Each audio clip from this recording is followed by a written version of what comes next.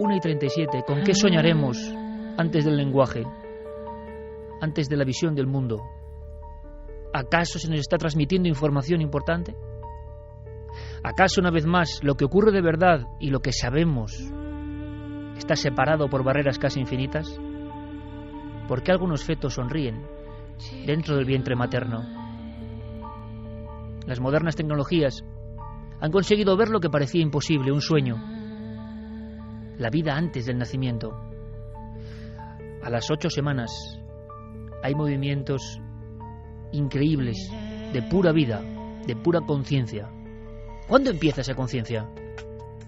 Hay algunos especialistas, y lo vais a escuchar, que plantean que desde el mismo instante de la concepción hay algo que parece conciencia. A los 7 meses, cuando empiezan los sueños REM, dicen los científicos, y los vamos a escuchar, que hay 100.000 trillones de conexiones neuronales, de intercomunicaciones, de sinapsis en nuestra pequeña cabecita. 100.000 trillones. Nunca volverán a estar así de completas. Las iremos perdiendo. La vida será un largo perder de neuronas y conexiones de esas autopistas del pensamiento.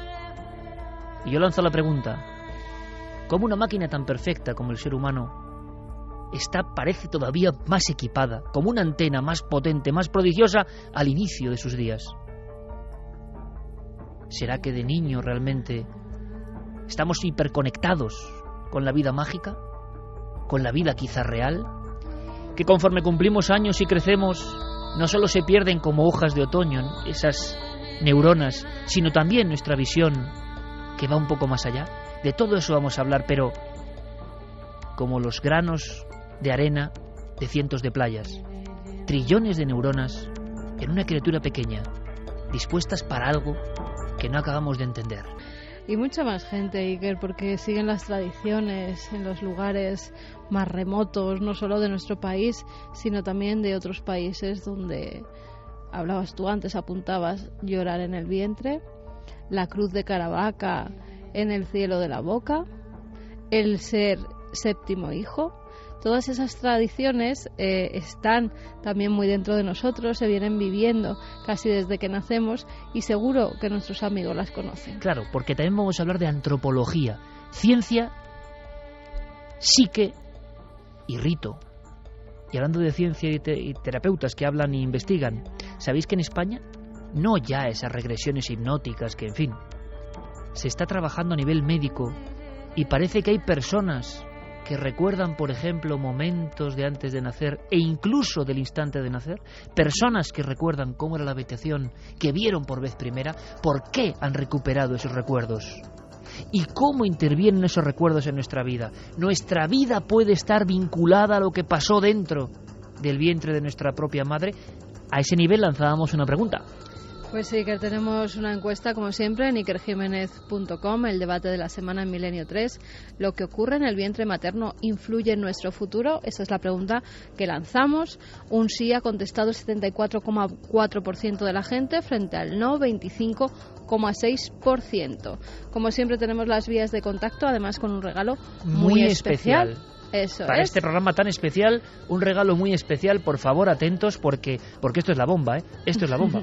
Vamos a dar primero las vías de contacto: milenio3 con número @cadenaser.com, también www.cadenaser.com, donde nos dejan los mensajes segundo a segundo, y tanto en Facebook como en Twitter como en Google Plus, pues nos pueden dejar también sus comentarios, sus preguntas, sus experiencias. El regalo del que hablábamos: toda la colección completa de Caballo de Troya, de Juan José Benítez, del número 1 al 9. Me estás hablando que Caballo de Troya entero, del 1 al 9, Editorial Planeta. ¿Una colección esta noche? Una colección esta noche. Planeta nos ha mandado 3 colecciones que iremos sorteando en sucesivas semanas. Iker, hoy vamos a sortear esos 9 libros, del 1 al 9 de Caballo de Troya, que además son ediciones revisadas por Juanjo, con lo cual no es el libro que puede tener todo el mundo de Caballo de Troya normal. Son 9 libros especiales, Iker. Solo un ganador esta noche de esa colección única. Bueno, pues vamos a comenzar con Noel Calero y un trasfondo que hoy seguramente será protagonizado por una auténtica diosa de lo sagrado y de la música, que es Lisa Gerrard, y que realmente nos cautiva a todos con unas voces oníricas. Si hablamos de sueños, que es el punto de inicio y de partida, creo que es interesante que esté de fondo esa voz que parece provenir de los mismísimos sueños. Con Fermín Agustí y Carlos Largo, trabajando duro para tener a un montón de personas que saben. Vamos a iniciar un viaje que puede ser muy hermoso. Yo me pregunto, tenía en la mente esta música todo el rato y veía la imagen de ese ser humano antes de nacer mirando las estrellas. ¿Por qué Kubrick puso el cartel, quizá de la película más influyente del siglo XX, Un feto y el espacio? ¿Acaso hay un símil ahí? ¿Hay un símbolo? ¿Qué opináis? Como si el que está ahí, la persona que está ahí, se está preparando, está siendo programada incluso, está preparándose para el mayor misterio. A veces se dice y no se piensa, el misterio enorme de la vida.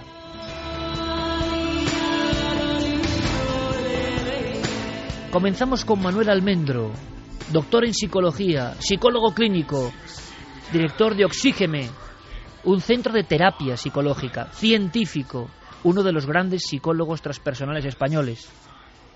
El feto sueña, pero es que encima lo que se ha descubierto es un misterio enorme. No son sueños normales, son los sueños REM, o los más fuertes, los más vívidos, los más intensos, los que se enhebran como extrañas historias, los que de alguna forma nos convulsionan incluso y recordamos durante instantes. Qué sinsentido aparente soñar antes de nacer. ¿Qué opina un especialista como Manuel Almendro? A partir de la semana 28 se sabe que el feto sueña. Y curiosamente, a partir de la semana 30, se producen esos extraños sueños que se les llaman REM, Rapid Eye Movement en inglés, pero que en español serían movimientos oculares rápidos. Es decir, que a partir ya de la semana 30 estamos hablando de que hay periodos de agitación, se pueden observar periodos de agitación dentro del feto y periodos de calma. Es decir, ahí se está produciendo una actividad psíquica importante. Parece que hay un cordón umbilical que nos conecta con cosas que ni comprendemos. Están llegando imágenes, difícil explicar, en mi opinión, humildísima, ignorantísima y sincera, solo mediante la física. Es más, los científicos, los especialistas del mundo del niño, se han visto sorprendidos.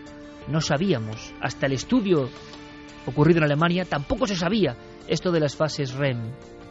¿Qué estará ocurriendo dentro de nuestra cabeza? ¿Qué habrá pasado en aquellos momentos? ¿Por qué en la semana 33? Hemos preguntado a un científico de gran renombre, muchos lo conocéis. Si hablamos de estudio del cerebro, hablamos del director del área de neurociencia cognitiva del Carlos III, Universidad Complutense de Madrid, uno de los grandes del cerebro en España. Y para él, desde luego, esto que estamos hablando, esto sí que es un enorme enigma. Es absolutamente un misterio con qué sueña un feto, se puede solamente suponer, es decir, sabemos que los seres humanos soñamos con las experiencias que hemos tenido durante el día o durante otros días anteriores, retazos de nuestro pasado. El pasado de un feto es muy limitado y todas sus experiencias es lo que ocurre en el útero, ¿no? Entonces son movimientos, son sonidos sobre todo, porque es una de las primeras cosas que se desarrollan, los sonidos que escuchan el ambiente.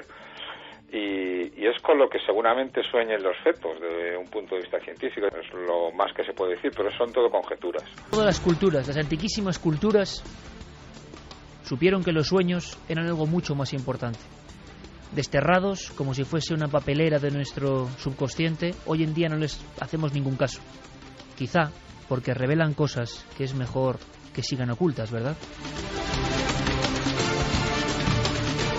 En esta vida hiper maxi materialista, en esta vida donde no hay ningún tipo de apego a lo esencial, a lo sagrado, a lo transhumano, a lo superior, en esta vida que hemos convertido cada uno en su propia caja, cada uno en su propia autonomía, creemos que eso de los sueños es como un fallo del software.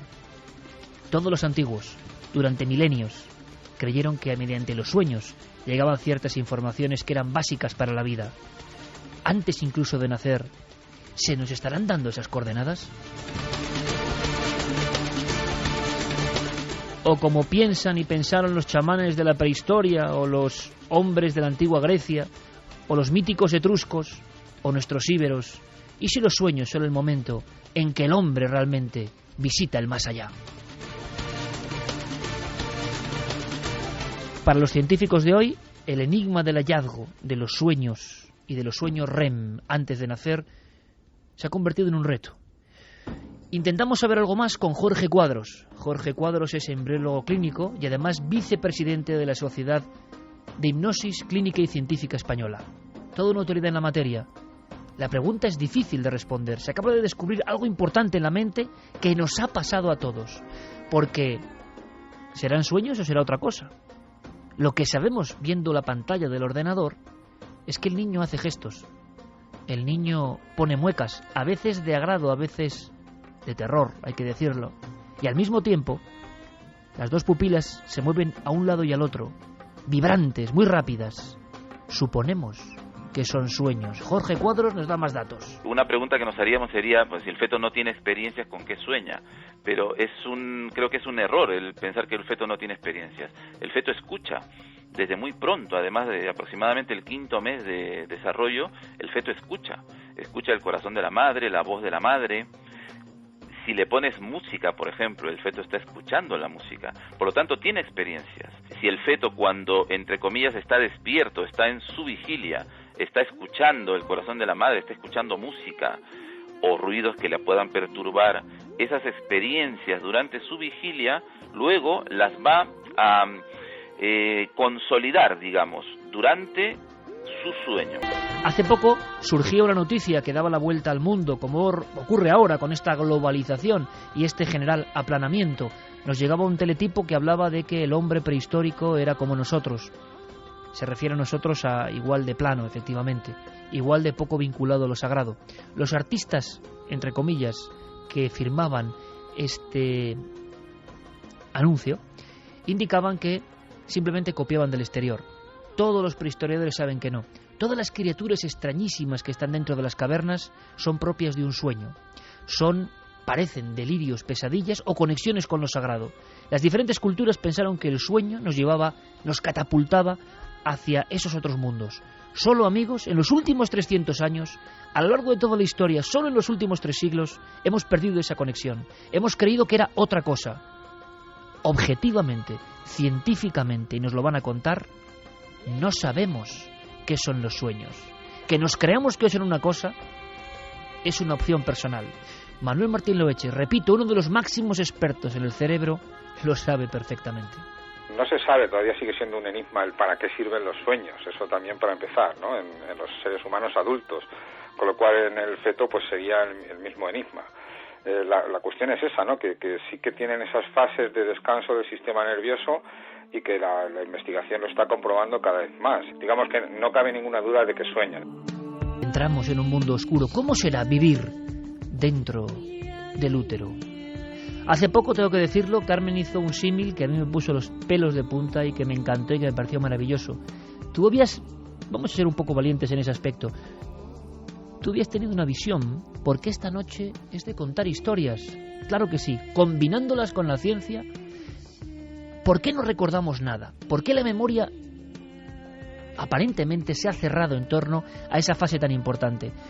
Y muchos han preguntado, ¿cómo se siente ahí dentro, como te está ocurriendo a ti ahora mismo, el niño dentro de la barriga? Y tú hiciste un símil que es muy curioso porque nos lleva al principio del tiempo. Yo te conté una experiencia que había tenido en una cueva de Francia. Habían sido muchos días de rodaje, estábamos muy cansados ya. En un momento dado, en esa cueva, tú estás haciendo una entrevista al director. Yo me quedo con las mochilas, hacía frío, me acurruqué sobre esas mochilas, estaba abrigada y en un momento dado me quedo dormida. Me quedo dormida hasta tal punto de profundidad que empiezo a tener sueños en esa caverna. Era una caverna muy grande, tenía como una especie de salón enorme con unos sonidos muy especiales, una oscuridad también intensa, no se veía ningún foco de las cámaras. Y en esa ensoñación yo lo que hago es estar flotando como dentro de ese salón grande que comparado con un útero. Yo creo que va a ser la misma sensación la que tiene un niño, el estar en un estado oscuro, agradable. En ese momento te sientes calentito y como flotando. Solo hay imágenes chispeantes de luces que no sé de dónde provienen, luces que en la caverna no existen, pero que yo en el sueño las veía. Y es un estado como de ensoñación, de flotación, que yo te comparé con lo que creo que debe sentir la niña que llevo en el vientre. Es curioso porque esa oscuridad, flotando, unas luces, me recuerda mucho a cierta cuartel de cierta película, 2001, Odisea en el espacio. Hay más. Parece que pasan muchas cosas, mucho antes de lo que creemos. Veréis, muchos ya me vais conociendo y sabéis de mi entusiasmo por las cosas. Evidentemente este tenía que ser un tema en el que yo me tenía que meter a fondo. No podía ser de otra forma. La primera vez que uno ve el corazón latiendo muy pequeño en una ecografía es sorprendente, pero es que pasan más cosas, cosas que incluso son debate en la ciencia. Manuel Almendro, otra autoridad mundial, nos habla de el nacimiento del psiquismo. ¿En qué momento eso deja de ser solo físico y hay algo que algunos llamarán conciencia, otros alma, lo que quieran, presente ahí desde el principio? A partir de la 4ª semana comienza el desarrollo del psiquismo, es decir, de los órganos, diríamos, corporales que van a permitir que el niño tenga una actividad psíquica. Y precisamente la vida psíquica aparece ya con una intensidad considerable a partir, por ejemplo, de la 8ª semana. Se han visto fotos incluso al niño succionándose el pulgar, chupando el... Reacciones absolutamente humanas de la vida en su máxima expresión en las primeras semanas. Todo esto parece también que lo hemos olvidado. Vamos a hacer una cosa que es adentrarnos en las experiencias profundas, experiencias de esas personas que en el aspecto médico, no con hipnosis ni cuestiones, digamos, populares, sino en tratamientos médicos, han revivido. ¿Qué son las experiencias o visiones perinatales? ¿Por qué algunos recuerdan ciertas visiones y miedos que a veces acompañan de por vida, justo en ese entorno, por ejemplo, del parto? Hay muchas cuestiones. Es cierto que ha habido personas que han recordado tiempo después sensaciones exactas dentro del vientre y que incluso han hecho preguntas incómodas a sus madres, por ejemplo, ¿por qué quisiste abortar en cierto momento? Eso ha ocurrido y lo vamos a contar. Ahora, un pequeño receso. Las noticias del misterio en la SER. Ya queda poco para entrar en el año 2012 y hace unas horas se daba a conocer una inscripción que dice que el 23 de diciembre se producirá un evento que marcará el fin de una era. Un grupo de 60 especialistas se va a reunir en las próximas fechas para estudiar tanto esta inscripción como la del tortuguero, que dice: el 23 de diciembre de 2012 descenderá un dios o conjunto de deidades llamados Balun Yokte Ku, que son los 9 pilares o soportes. Hablando de textos antiguos, viajamos hasta Israel, porque hay nuevos datos sobre los manuscritos del Mar Muerto. Una investigación de la Universidad de Bar Ilan de Israel ha descubierto 200 telas encontradas en 2007 cerca de las cuevas donde estaban los rollos. Estas fueron escritas por los esenios, una secta judía que habitó el sector de Qumran. Estas telas serían claves para descubrir al autor de los papiros. Los análisis a las que fueron sometidas arrojaron que eran de lino y no de lana, que estaban decoloradas tal y como las usaban los esenios. Javier Alonso, biblista, arqueólogo e historiador, nos habla sobre esta investigación y sobre esa extraña secta. Por el tipo de calidad de los tejidos, llegan a la conclusión de que son propios de gente con pocos recursos económicos, humilde, sin ningún afán de lujo, y los que han investigado esto dicen que eso demuestra que son esenios. Bueno, la verdad es que de los esenios se sabía bastante poco antes de descubrir los manuscritos del Mar Muerto. Se sabía sobre todo por una mención que hace un historiador judío de la época, Floy Josefo, que habla de ellos como una de las 4 sectas. Y del pasado nos vamos al futuro, porque dentro de pocos años tendremos una lentilla como la de Terminator. Eso es lo que han asegurado un equipo de investigadores de la Universidad de Washington, que ha desarrollado una lentilla que permitirá recibir información procedente de ordenadores, como emails o textos, directamente en los ojos. La nueva lentilla biónica también se podrá aplicar para juegos de ordenador de realidad virtual e incluso usos médicos, como la conexión a biosensores para suministrar información sobre niveles de glucosa y lactosa. Babak Parviz, profesor de la Universidad de Washington, nos habla del experimento que está llevando a cabo. Desde que nos levantamos estamos rodeados de objetos en los que visualizamos cosas. Una televisión, por ejemplo, tiene una pantalla. Abrimos nuestros ordenadores, nuestros portátiles o teléfonos móviles y vemos muchas más pantallas. Realmente podrían llegar a ser innecesarias si todas las pantallas estuvieran en unas únicas lentes. Y terminamos mirando al cielo para averiguar si existen los duendes de las tormentas. ¿Quieres conocer la respuesta? Milenio 3 en la SER. Pues vamos con los primeros mensajes que nos hacen llegar. Nos dicen: hola Carmen, Iker, estaba leyendo vuestra página y me surge una pregunta. El feto escucha y siente la energía de la madre. Es parecido a cuando alguien en coma, cuando despierta de ese trance. También recuerda, nuestro cerebro es el más potente ordenador, nos dice Juan Chao. Con respecto al programa de hoy, canciones que se las ponía para ellos en el embarazo y de bebés, era escucharlas y tranquilizarse, y siempre con esas, con otras no funcionaba.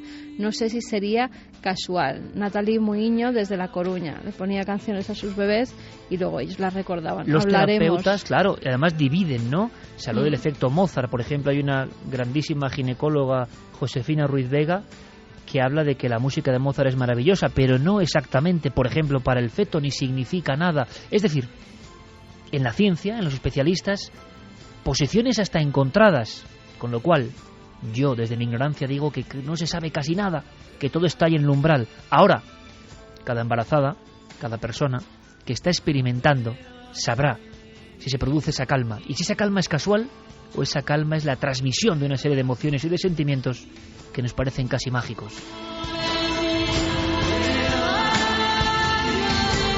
Strom desde Miranda dice: la línea del tiempo determinará nuestro futuro según hagamos el camino de nuestra vida, y todo lo que sucede en el útero materno puede que no sea más que condicionamientos inconscientes e irrelevantes.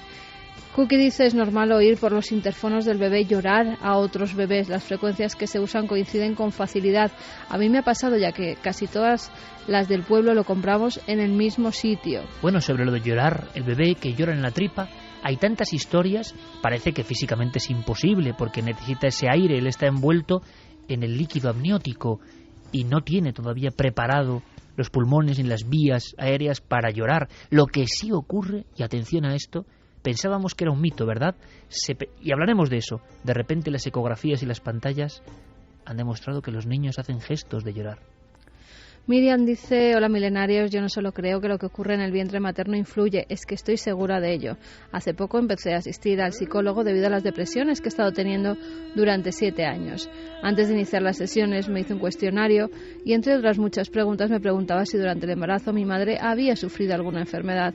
Efectivamente, mi madre sufrió de depresión durante todo el embarazo debido a problemas familiares muy serios. Según mi psicólogo, es posible que esté más predispuesta que otras personas a sufrir depresiones debido a ello. Pues le pido a nuestra amiga que esté muy atenta esta noche a lo que dice Manuel Almendro, el primero en España, que yo creo que a nivel de psicología transpersonal está tratando este tipo de casos y está encontrando memorias ocultas, memorias que nos llevan a personas normales y corrientes, ya hablo de científicos, a esos estados antes de la conciencia, estados incluso in útero. También nos habla de ello la psicóloga Arantxa Goñi, en la que ha curado depresiones que se ha visto que tenía, porque la madre ya en el parto había tenido pues problemas muy serios con esas depresiones, claro, muy profundas. Estamos hablando de cosas que están ahí, la sensación de que estamos en la vanguardia del pensamiento, la psicología, la ciencia, que todavía todas las piezas no pueden encajar, que habrá disputas, pero es que los casos en España, por ejemplo, están ocurriendo diariamente. Álvaro nos dice: buenas madrugadas, Iker, y también para todo tu equipo, y felicidades, como no en especial, a Carmen por su estado.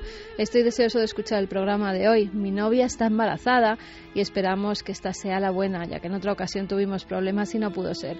Sin profundizar, ni los médicos supieron por qué se malogró. Así que me encantaría si llegáis a comentar que realmente el misterio de la vida es tal y, como se dice, un milagro. Y cuando uno se pone a pensar de cómo se forman y multiplican las células continuamente y por algún guión establecido, entre comillas, se van convirtiendo cada una en huesos, neuronas, glóbulos, órganos, nariz, uñas, pelo, cada una en su lugar.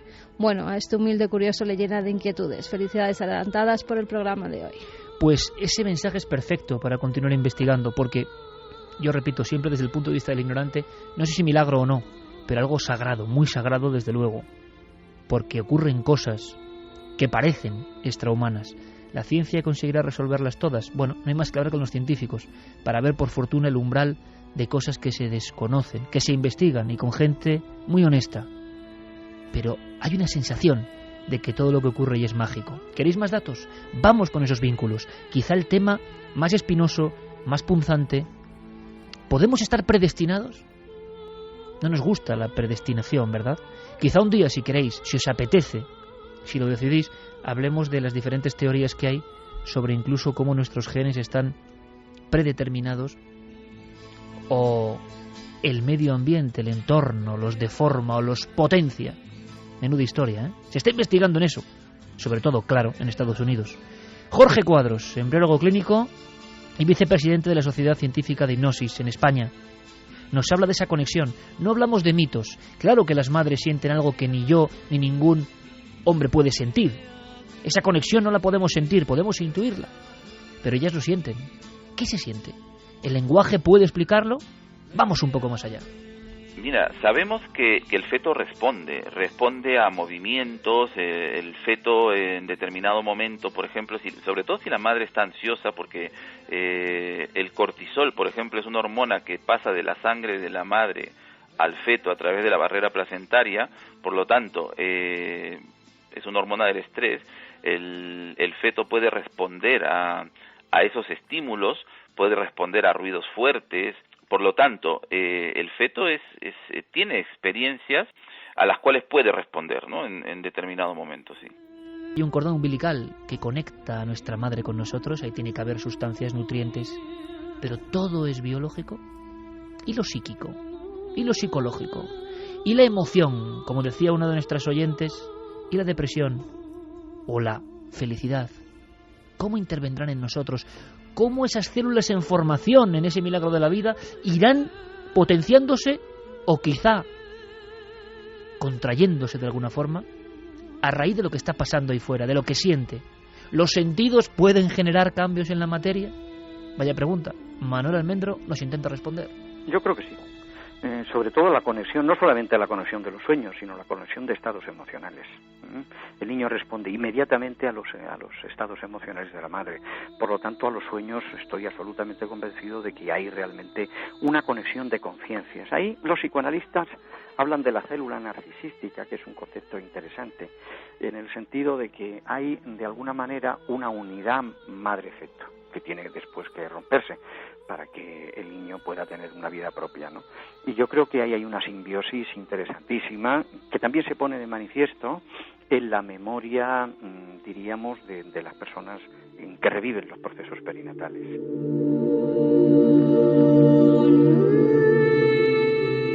Dos y 16, Milenio 3. Hoy, con vuestra participación, con ese premio tan especial, la colección completa de Caballo de Troya, una serie que desde luego ha cambiado, ¿no? También nuestra moderna historia reciente. Todo nuestro abrazo, afecto y deseo de éxito para JJ Benítez, cómo no. Vamos a ver, ¿es posible que haya dicho Manuel Almendro experiencias perinatales? ¿Es posible que desde los años 60, sobre todo en California, científicos, psiquiatras, psicólogos, terapeutas de primera línea estén experimentando con personas buscando traumas, buscando problemas y llegando a la época fetal? Estamos tan sensibles, es hasta de lógica, ¿no creéis? El cuerpo sin hacer.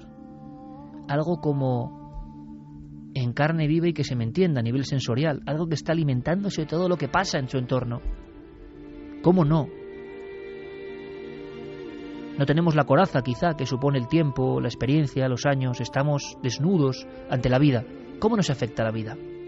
Experiencias perinatales. Tenemos que saber algo más.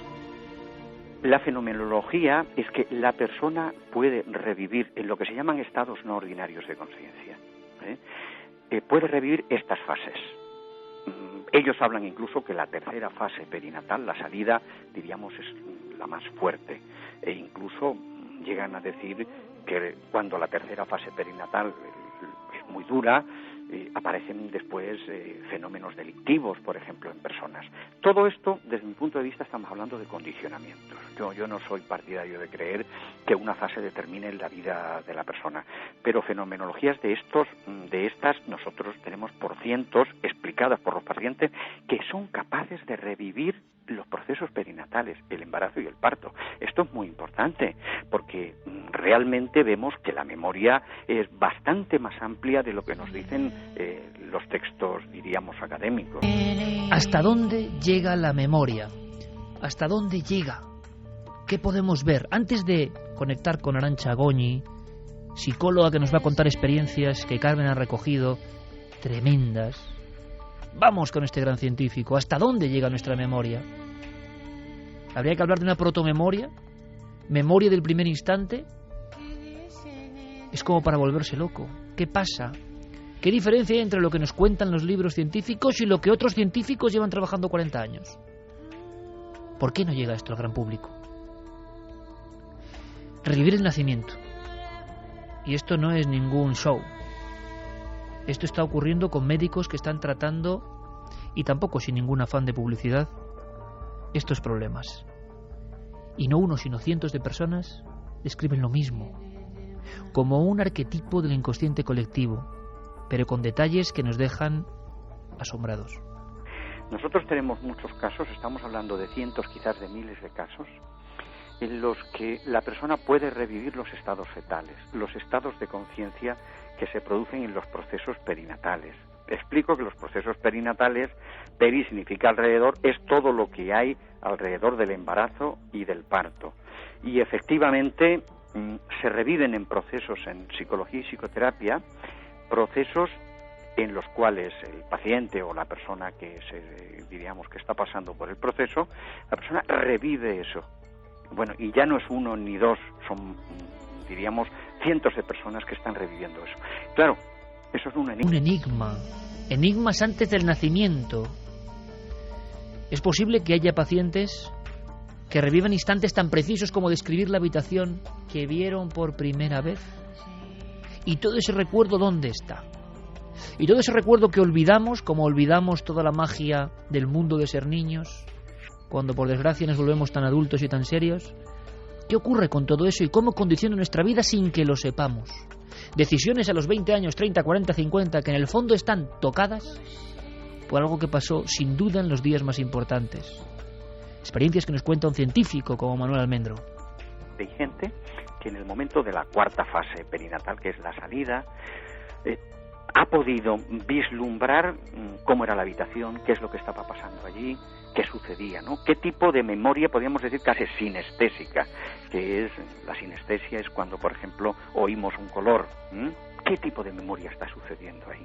No sabemos nada de esa memoria. Nosotros le damos un valor enorme porque tienen una gran efectividad terapéutica posteriormente.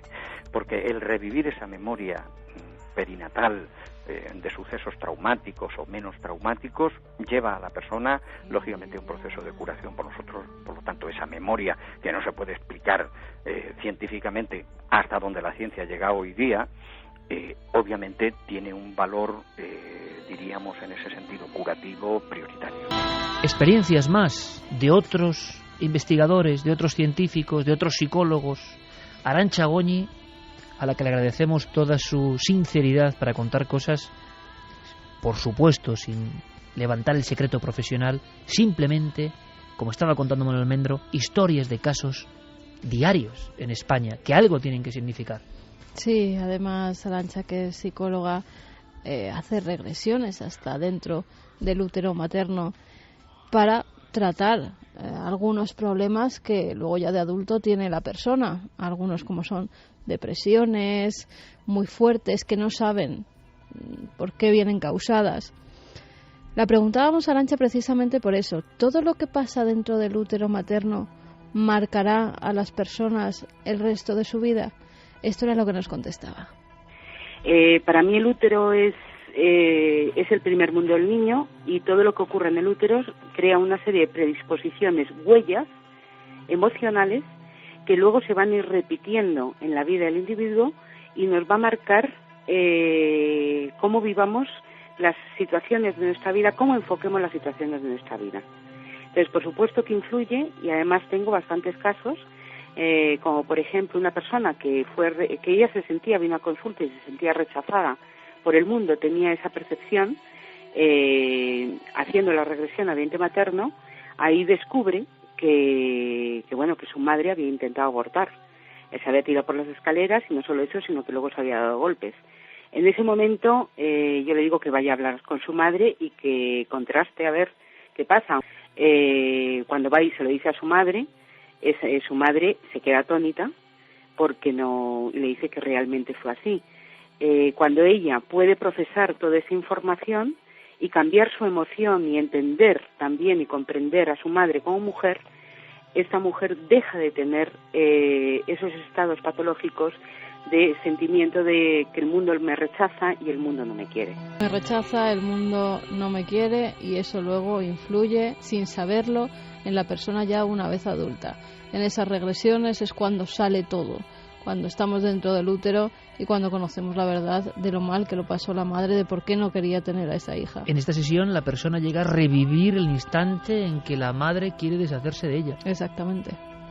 Como decía Arantxa, cómo se tiraba por las escaleras, incluso cómo se agredía a ella misma para que no naciera ese bebé. Pero es que hay más. Cuando una madre, no una madre, porque una madre es cuando tienes al niño, cuando una mujer está embarazada y tiene depresiones, sufre en ciertos casos malas palabras por parte de su pareja, por parte de la familia, cuando tiene una depresión profunda, ¿eso luego puede influir en su hija o en su hijo y de esta en sus nietos? Vamos a ver lo que nos dice Arantxa Goñi. El caso de una persona en donde sentía mucha depresión, descubrimos que esa depresión aparece cuando se queda embarazada de su hijo. Su hijo también, que tiene 2 años, sufre asma desde que nació, y entonces, en ese momento le hago regresiones, hacemos una secuencia regresiva de sesiones de regresión, y cuando conecta con su madre, con ella, estando embarazada su madre de ella, se da cuenta de que su madre también le rechazó. No solo eso, cuando ella cambia su actitud, le hago revivir de nuevo, cuando descubre que está embarazada de su hijo, y cambia su actitud y ve el hijo en que se va a convertir y le ama, cuando termina la sesión me dice, a ver si mi hijo está mejor. Yo realmente no era esa mi intención, sino que ella le quitara esa depresión y esa gran culpa que tenía. Me llama a los 2 días y me dice que su hijo no ha vuelto a tener asma, y tiempo después me vuelve a llamar diciendo que su hijo está completamente curado. Como vemos, todo lo que le pasa a la madre influye en el feto, pero ¿de qué manera afecta a ese niño que va a nacer la tristeza, la depresión? ¿Cómo se va a comportar a lo largo de su vida en el futuro si ha sufrido todas estas cosas? El hecho de que una madre en un momento determinado sufra un susto o una tristeza momentánea no influye tanto en ese bebé, ¿no?, en ese feto. Lo que sí influye es una situación continuada de ansiedad o de depresión o de tristeza. Eso influye completamente en el bebé, influye en el feto, y luego lo que va a ocurrir es que esa persona, ese individuo cuando nazca, cuando se desarrolle, no va a tener la facilidad ni la capacidad de poderse enfrentarse a las situaciones, lo mismo que otra persona que haya tenido un útero alegre, positivo y pacífico, porque ya tiene una huella de frustración.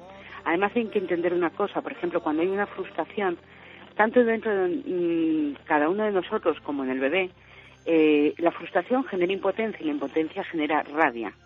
Esa rabia, lo que va a ocurrir es que cuando la madre siente rabia, por ejemplo, libera el torrente sanguíneo, catecolaminas, entonces, porque es producto de la tensión, eso va a ir directamente al feto a través del cordón umbilical, y entonces ese niño va a empezar a tener esa predisposición, esa señal que he dicho antes, a vivir las situaciones de su vida como con rabia o con impotencia. You know what he became. Desde luego que mucho que opinar, y repito, Terapeutas, científicos, investigadores, ginecólogos, médicos, cada uno con su propia opinión. ¿Dónde está la verdad? Nosotros lo que hacemos es ponerlo en estos enigmas antes de nacer y lanzábamos una encuesta que me gustaría saber justo a las 2:30 cómo está. Pues sí, Iker, en ikerjimenez.com pueden seguir votando a esta pregunta que lanzábamos. ¿Lo que ocurre en el vientre materno influye en nuestro futuro? No opinan un 24,8% y sí un 75,2%. Muy alto el porcentaje de el sí. Y por favor, si ahora tenéis más experiencias, porque enseguida abriremos la parte del rito, la parte de lo que creen los hombres, el ser humano, la antropología, el mito alrededor de los no nacidos antes de nacer. ¿Qué pasa ahí? Es otra área, pero nos queda preguntarle a la ciencia más pura y dura. Por ejemplo, para Manuel Martín Loeches, imagino que esa idea de una conciencia primitivísima es difícil de sostener. Por supuesto, los estados emocionales de la madre afectan de manera además bastante importante toda una cascada de neurotransmisores y hormonas que circulan por su cuerpo y que antes o después, directa o indirectamente, afectan al desarrollo del sistema nervioso del feto en desarrollo. Entonces sí que hay bastantes estudios que demuestran que según las condiciones de la vida de la madre, según su grado de estrés, según su grado de experiencias emocionales y demás, hay más probabilidad de que el niño que nazca con una serie de características en su personalidad o incluso alguna patología o alguna característica en el comportamiento de lo que va a ser el niño.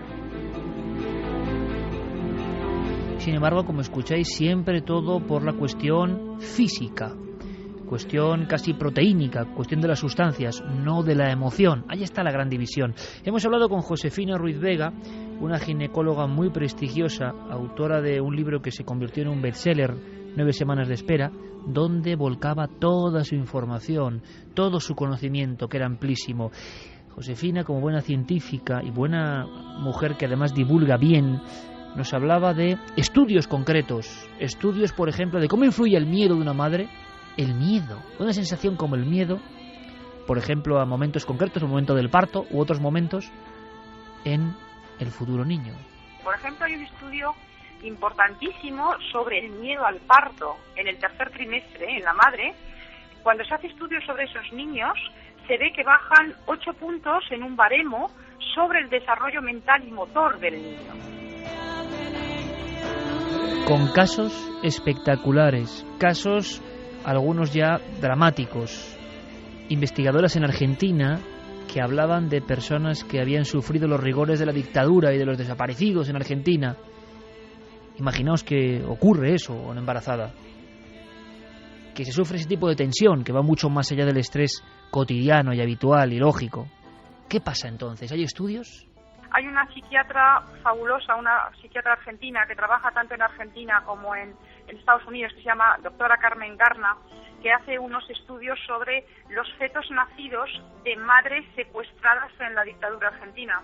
Claro, eso sí que es un estrés. Bueno, pues que los niños están teniendo muchas patologías luego mentales, problemas psiquiátricos, sí, y de no acoplarse a la sociedad y muchos problemas. Estamos hablando desde el punto de vista científico de que lo que pasa en ese umbral de los 9 meses va a condicionar nuestra vida, y esto se ha contado poco, y esto no deja de ser un misterio. ¿Dónde se guarda todo eso y por qué sale en cierto momento? Estrés hoy, en las personas de hoy, en las ciudades de hoy, y cómo el estrés o la angustia o la negatividad del no ser positivo pueden también influir. ¿Existen evidencias sobre ello? Cuando una mujer tiene un estrés mantenido, está produciendo una liberación excesiva de 2 productos, de 2 hormonas, la oxitocina y el cortisol. El cortisol, para entendernos, es la hormona del miedo, la hormona del susto, la hormona de la ansiedad. ¿Y eso sabe lo que produce? Produce que los vasos que van a través del útero a la placenta del niño, esos vasos estén más estrechos, lo que nosotros llamamos una vasoconstricción. Eso influye que el niño está peor irrigado y al recibir menos sangre recibe menos nutrientes. Y claro, luego lees estudios que dicen que una mujer que tiene estrés es más frecuente lo que nosotros llamamos CIR, es decir, crecimiento intrauterino retardado, es decir, que el niño en el interior del útero está creciendo menos. Hay quien duda de la influencia hoy todavía, enchiquerado en los términos más cuadriculados de la ciencia dogmática, no la ciencia, sino la ciencia más ultradogmática, que la mente no ejerce ninguna fuerza sobre la materia, que son cosas independientes. Nos han hecho creer esa aberración durante siglos, que somos unas máquinas, unos engranajes de huesos y carne y nada más. Porque interesa creer eso, evidentemente, mucho más manejable el rebaño. Pero nos damos cuenta de que la mente, la emoción, el pensamiento, la responsabilidad o irresponsabilidad, no luego tiene efectos también en lo emotivo, sino en lo físico. Que lo físico, la carne, se puede comportar respecto a una emoción. ¿Qué clase de ligadura es esa? ¿Cómo se demuestra eso? ¿Cómo pasa eso? Aproximarse a un tema, voy a decir un poco tabú, porque creo que no se ha hablado mucho como este, nos demuestra que el estado de las cosas es la permanente duda. Los diferentes estudios a veces se pisan unos a otros. No queda claro. Que se publique una cosa en una revista científica le da un rigor, pero luego surgen otras que difieren enormemente. ¿Cómo extraemos una información de todo esto? Por ejemplo, casos tan gráficos que se están descubriendo día a día en España, casos al detalle que condicionan vidas por elementos como un sonido. Lo estáis escuchando bien. La repetición de un sonido ejercerá luego una presión o unas dificultades en la vida. ¿Cómo alguien a los 25 años, 38 años, se da cuenta de que su problema tiene o puede tener que ver con eso, si nadie nos dice que eso es posible? Casos como este que nos cuenta actual Manuel Almendro.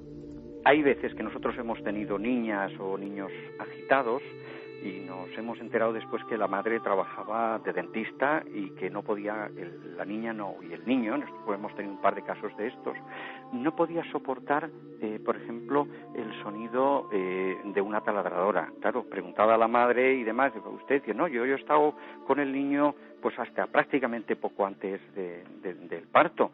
Y, hombre, usted utilizaba el torno, sí, pues el torno a partir de los 6 meses en un feto, pues fue realmente desastroso, ¿no? ¿Cómo influyen cosas que no sabemos que influyen porque nadie nos lo cuenta? ¿Cómo influye para bien, imagino, el oxígeno puro, el campo? ¿Cómo influye para bien las sensaciones de afecto? No es fácil determinarlo, no es fácil cuantificarlo, porque el afecto, el amor y todo eso no se lleva al laboratorio. ¿Cómo influirá?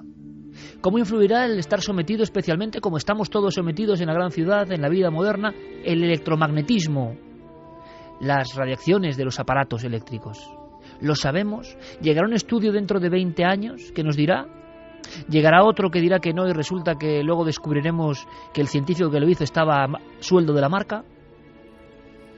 Bueno, vivimos en ese laberinto, ¿verdad? Más casos, más especialistas. Isabel Herranz, otra investigadora que ha dedicado parte de su vida a esto, nos cuenta con un detalle tan gráfico historias, algunas que pueden ser hasta hermosas, de lo que pasa, por supuesto, dentro del vientre materno. Hay un neonatólogo italiano, Carlo Bellieni, que ha llevado a cabo un estudio sobre qué sucede a los bebés de bailarinas que durante el embarazo no habían dejado de bailar. Y parece ser que para dormirse estos bebés requerían ser acunados con mucha energía, mucho más que los bebés de mujeres que no se habían dedicado al baile. Eso indica que el feto tiene memoria sensorial. Memoria sensorial, recuerdos de un pasado muy remoto. Lo repito, Ernst von Kuhn empezaba uno de sus libros diciendo así como no tenemos recuerdo de nuestro pasado común, no tenemos recuerdo del instante en que nos hicimos humanos y nos diferenciamos del resto. No sabemos qué pasó en ese momento. Tampoco tenemos ningunos recuerdos, aparentemente, de nuestra vida in útero. O sí habrá recuerdos si vienen, por ejemplo, en esos mensajes codificados, desterrados por todos, que son los sueños. Vamos con vuestras preguntas, porque se dice, por ejemplo, ¿verdad, Carmen?, que las embarazadas tenéis una serie de pesadillas, una serie de sensibilidades. O sea, la persona sensible se hace ultrasensible.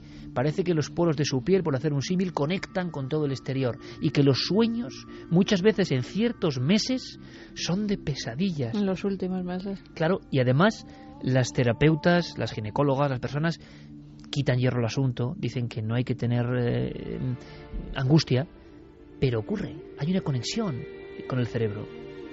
Sí, hay una conexión, además, aparte de que descansas peor, el insomnio que tienes, aunque nunca hayas tenido insomnio, se hace porque estás incómoda, la posición no la coges para dormir, pero aparte de eso, no sé si será por los miedos que tienes al próximo parto, a que todo vaya bien. Sí que es cierto que hay pesadillas recurrentes. Normalmente se suele soñar con niños pequeños, que les ocurre casi siempre algo malo.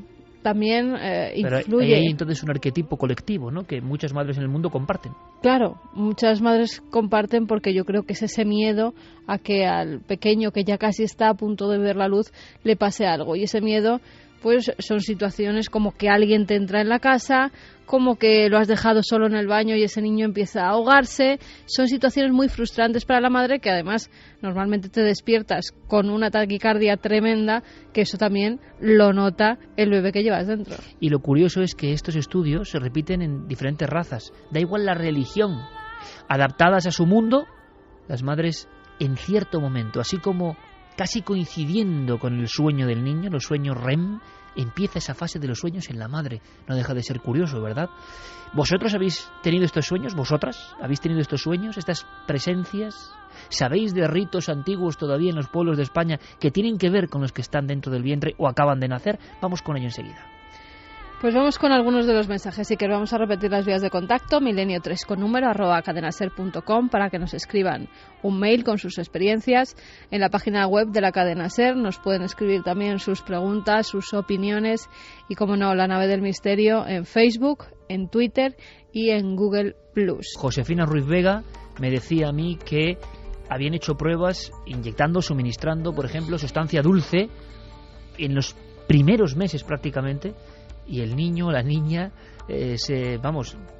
deleitaban desde el segundo 1, no querían más que probar ese dulce y se alegraban dentro de la barriga, y en cuanto la sustancia era amarga, la rechazaban.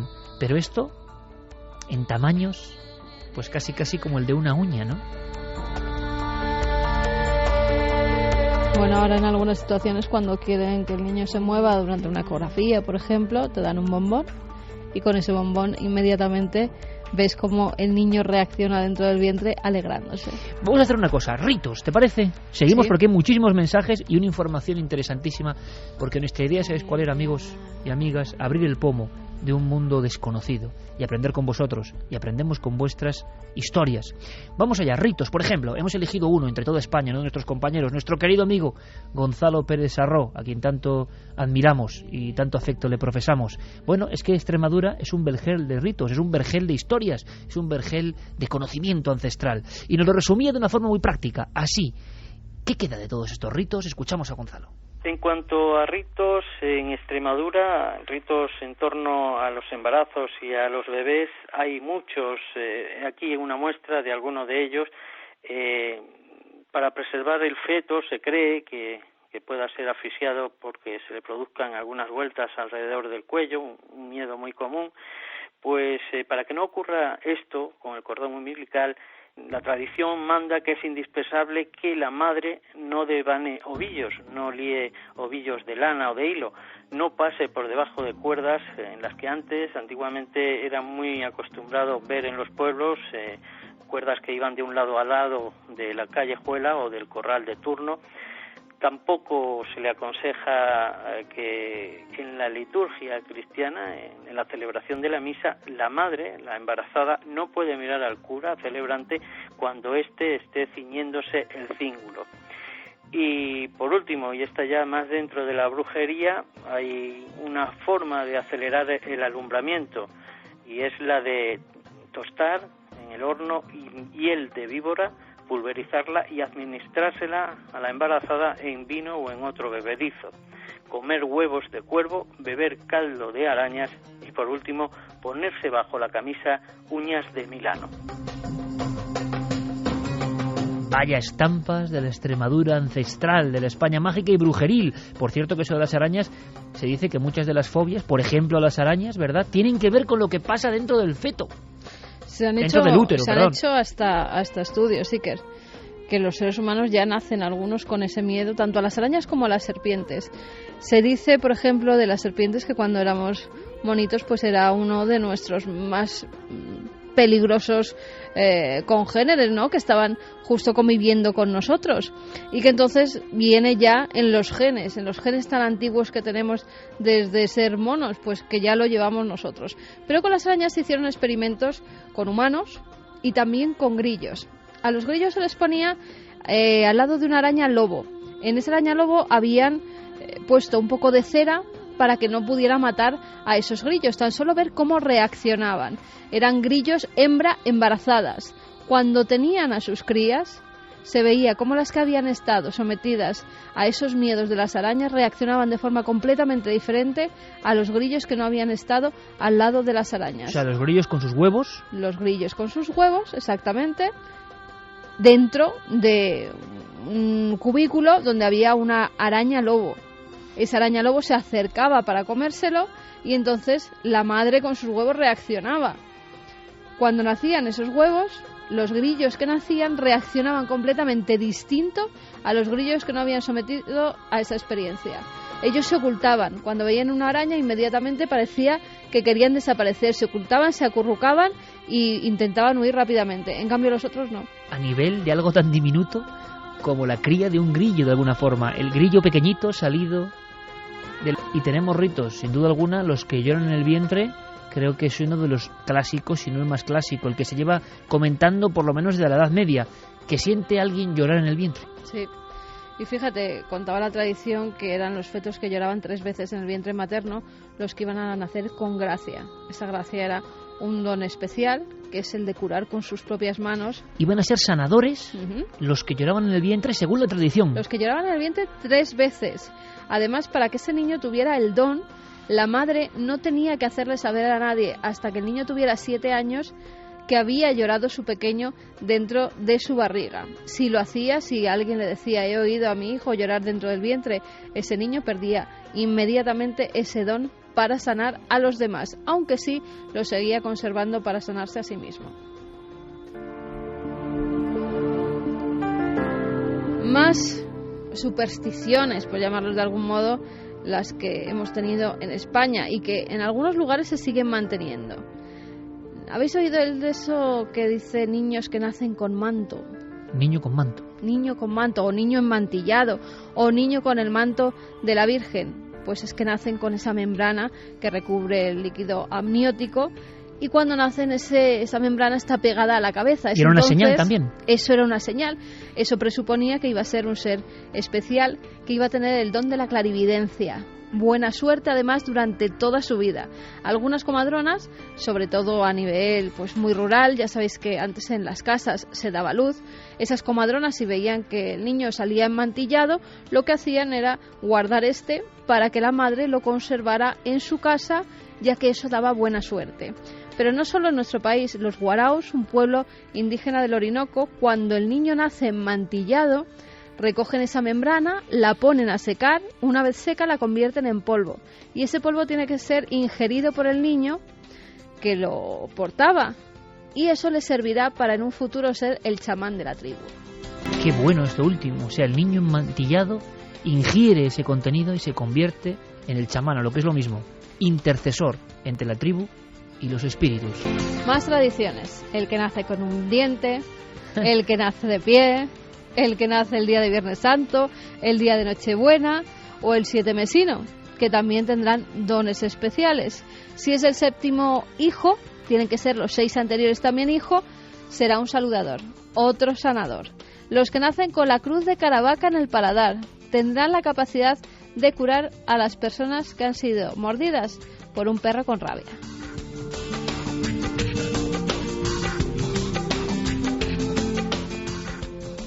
Y estas son las tradiciones que más o menos se han expandido por todo nuestro país y que en algunos sitios pues se siguen teniendo muy en cuenta. Hay hoy en día curanderos que aseguran que lloraron 3 veces dentro del vientre materno. Incluso hemos preguntado a Arantxa, a la psicóloga Arantxa Goñi, si ella había hecho algún estudio con esos lloros dentro del vientre materno y si tenían algo que ver con esas capacidades curadoras, sanadoras que luego tenía la gente.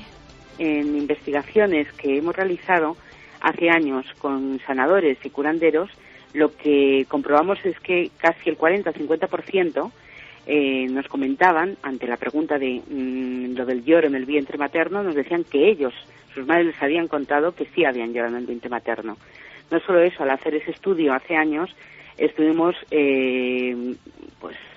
realizando investigaciones también y estudiando en otras culturas también sí existía ese fenómeno.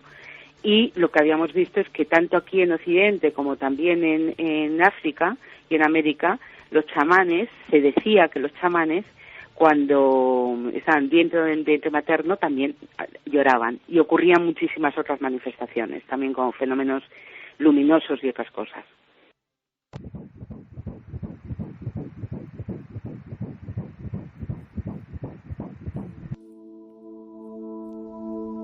Estábamos escuchando, como un sonido más, a través de la ecografía, el corazón de un ser antes de nacer, moviéndose como una válvula con una fuerza prodigiosa desde el principio, desde los primeros días prácticamente. Al parecer todas las investigaciones llevan mucho más atrás la conciencia, las emociones, la complejidad cerebral increíble. Repito, siendo tan pequeñitos tendremos unos rudimentos, unas neuronas, unas interconexiones como nunca más volvemos a tener en la vida. Y le preguntábamos al psicólogo Manuel Almendro, pionero además en los estudios con su oxígeme de este tipo de investigaciones, si da la sensación de que hay que retrasar muchísimo lo que se tenía previsto en torno a la conciencia humana, la protoconciencia. Yo creo que esta sentencia es importante, arroja luz. Casi cuando ni siquiera hay forma, ya parece que hay esa chispa que va mucho más allá de lo físico. Lo que nosotros hemos visto en los testimonios que nos dan pacientes o investigadores que están haciendo con nosotros el proceso Oxígeme, de fetos muy de las primeras fases. Se habla de que en la 8ª semana, estamos a los 2 meses, hay vida psíquica. A mí me da la impresión de que incluso antes, ¿no?, por los testimonios recibidos. Yo creo que el ser humano sigue siendo un ser humano en el momento de la concepción, y ahí hay una conciencia lógicamente extraña, pero ahí aparece. 2:56 minutos, muchos discuten, muchos con intereses, por supuesto, internos, debaten. Pero los científicos saben, intuyen, tienen la corazonada. Están ahí los casos. La conciencia, el alma humana, muy anterior incluso, casi, a los primeros peldaños de materia. Creo que esa simple imagen es tan esplendorosa, tan brillante, tan enigmática, que merecía la pena zambullirse en el misterio de nuestra propia existencia. Josefina Ruiz Vega, la ginecóloga, contaba algo muy emocionante en una de las clases a las que yo pude asistir. Yo no sé si el resto de las personas se emocionaban o no, pero a mí me pareció muy gráfico. Algo que va más allá de la mente científica, algo que es un vínculo que muchos no podemos siquiera acercarnos a él o entender, pero que se produce. Es una escena que se produce en los hospitales de todo el mundo, e incluso en las chabolas humildes, sin higiene. Incluso en las peores circunstancias hay un momento mágico que ocurre y acontece, y ella lo contaba así. El primer tacto de mamá con el bebé es algo mágico. Yo siempre digo que cuando lo veo me obligo a darme la vuelta, porque es tal la intimidad de la madre y el niño. Es una escena que te pone los pelos de la espalda de punta, y da igual que seas una profesional de los partos y que hayas visto miles de partos, da igual. La cara de la madre en cualquier país del mundo, con cualquier raza, la cara de la madre es idéntica. Es una cara en la que mira a su bebé, el niño a veces abre los ojos y busca los ojos de la madre. Hay algo entre ellos dos que los demás ni nos imaginamos. Yo creo, y siempre digo, que las únicas personas que pueden saber lo que está sintiendo esa mujer es una mujer que lo haya vivido. Y lo que pasa entre la mujer que acaba de tocar a su hijo, que no basta con que le vea, no basta con que le oiga llorar. Hasta que la madre no toca al niño, ese tacto, yo siempre digo mágico, que desencadena esa escena que realmente es espectacular y yo creo que irrepetible.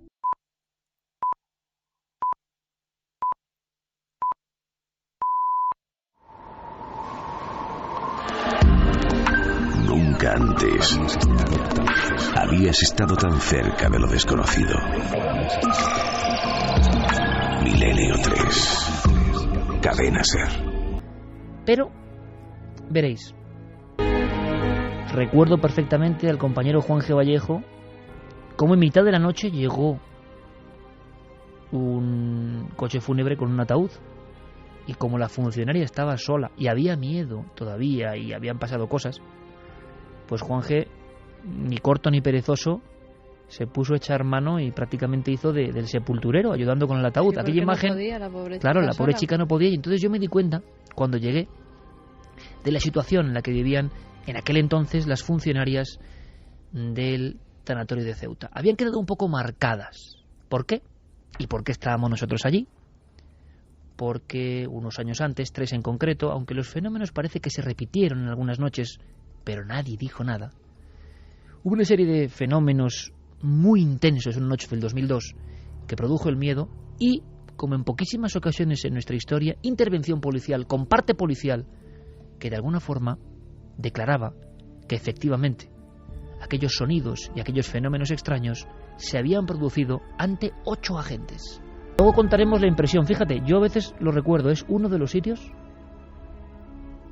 que a mí más me ha impresionado. Y era un sitio moderno, Era un sitio frío y moderno. ¿Tiene que ver con el sitio? ¿Tiene que ver con la sugestión a estas alturas? Creo que no. Pero a mí me dio una impresión fuerte. No me sentía a gusto, sinceramente. Y no porque fuese un tanatorio, que es un lugar que evidentemente no nos gusta a ninguno. No. Algo. Yo recuerdo algo. En aquella sala 2, donde habían ocurrido unos hechos de difícil explicación. ¿Qué os parece? ¿Os preparáis? Vamos a viajar con el equipo de producción de la cadena SER. Vamos a disfrutar de esta historia. La vivieron muy intensamente 2 trabajadoras y la hemos reimaginado así. Yo creo que merece la pena.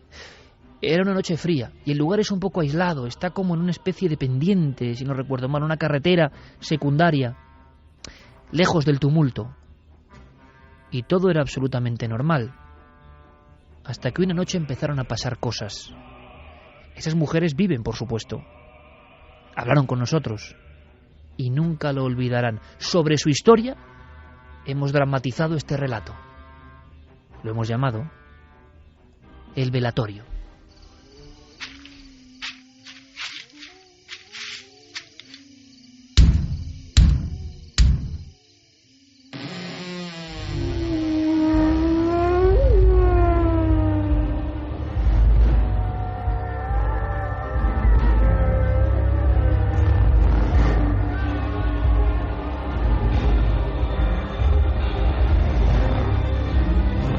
La cadena SER presenta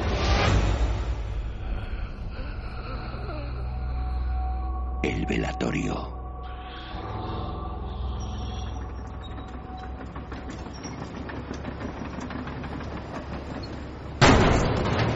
El ataúd, como tantas otras veces, cayó con estruendo, produciendo un sonido familiar. Se habían marchado las últimas personas del tanatorio de Ceuta, y con el motor de la furgoneta de la funeraria alejándose, llegó el habitual silencio. Encarna era una mujer fuerte, tanto físicamente como de carácter. Nunca hacía ascos para echar una mano en cualquier labor, incluso como ayudante de transportista de los muertos. Como en un rito 1000 veces repetido, la mujer quedó a la puerta del tanatorio, viendo cómo el vehículo se alejaba hasta que sus luces desaparecían en la oscuridad. Asistía así a la moderna y desangelada versión de la barca de Caronte en su viaje hacia el más allá. Gema, Gema, ¿dónde estás? ¿Has preparado ya el café? Nadie respondió. Gema y Encarna eran las únicas operarias del tanatorio de Ceuta. La costumbre era tomarse un humeante café justo a las 12, momento en que siempre se quedaban solas, medio dormitando en aquellas instalaciones modernas y frías. Mientras subía a la segunda planta, Encarna volvió a pensar en una imagen que se le había quedado grabada minutos antes. Los vendajes de la mano al antebrazo que llevaba la joven difunta del ataúd. Algo que nunca había visto anteriormente. Gemma, ¿dónde te has metido, chica?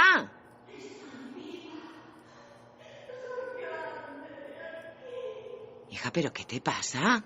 ¿Qué haces ahí arriba, mujer? El tanatorio de Ceuta estaba casi nuevo en aquel frío mes de noviembre de 2002. Por la noche los suelos brillaban con la tenue luz de unas lámparas modernas situadas estratégicamente por los pasillos. En la segunda planta, sin embargo, la oscuridad lo dominaba todo. Allí estaban las salas de duelo.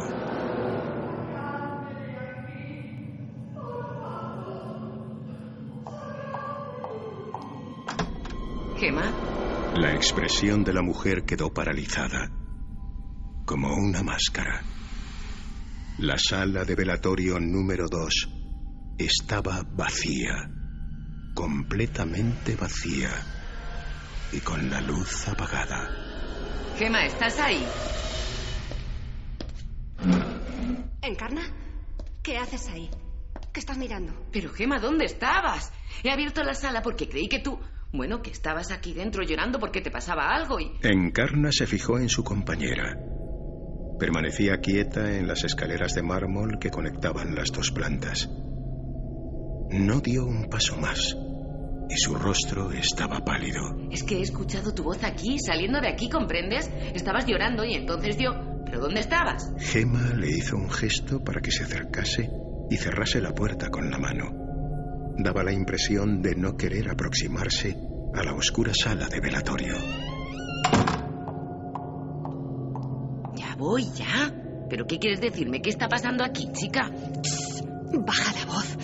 Ay, Encarna, que yo también he escuchado ese lloro. Hace un rato mientras cargabas el ataúd y salía de la sala de duelo. ¿Qué dices? ¿Pero si eras tú? Era tu voz llorando. Calla, mujer, calla, que me estás asustando más. Ven, vamos a bajar. Vamos a la oficina. Tira para abajo, que esto no me gusta. Había salido al patio porque al hacer la última ronda con las salas vacías escuché algo ahí. ¿Pero tú estás tonta o qué? Tenías que habérmelo dicho de inmediato antes de que se marchase Ignacio con la furgoneta. A ver si se han metido ladrones. Que no son ladrones, Encarna. Lo que yo he oído es algo diferente y estoy muerta de miedo. Ya lo sé, llantos. Alguien llorando. Yo también lo he escuchado muy claro. A lo mejor es un gato. Calla, calla. Vamos a meternos en la oficina. ¡Corre! Entra ya.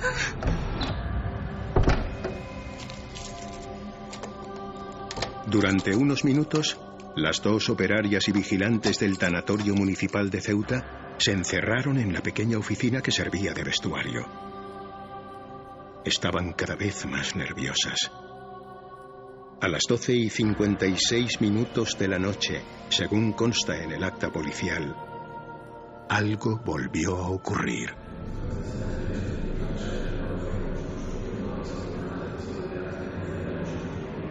¿Lo escuchas? ¿Lo escuchas, Encarna? Sí, lo escucho. Es como un velatorio. Eso lo que te dije. Es lo mismo que oí yo. Un velatorio, Encarna. Pero estamos solas. ¡Solas! Vamos a llamar a la policía ya. Calla, por favor, calla. Se acerca.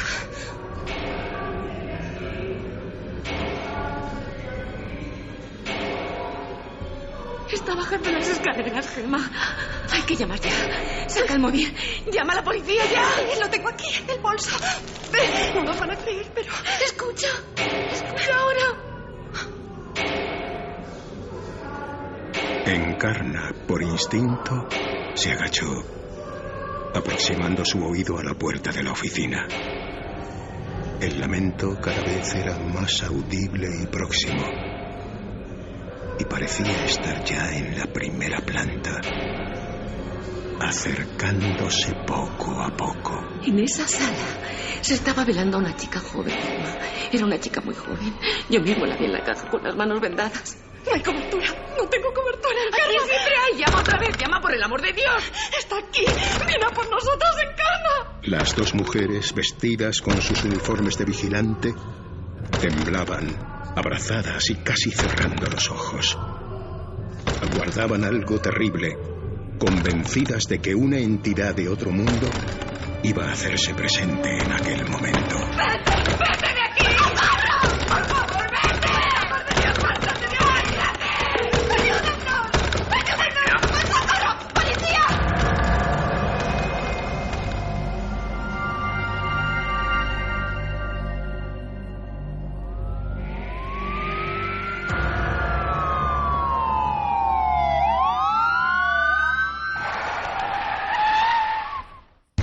¡Abran la puerta!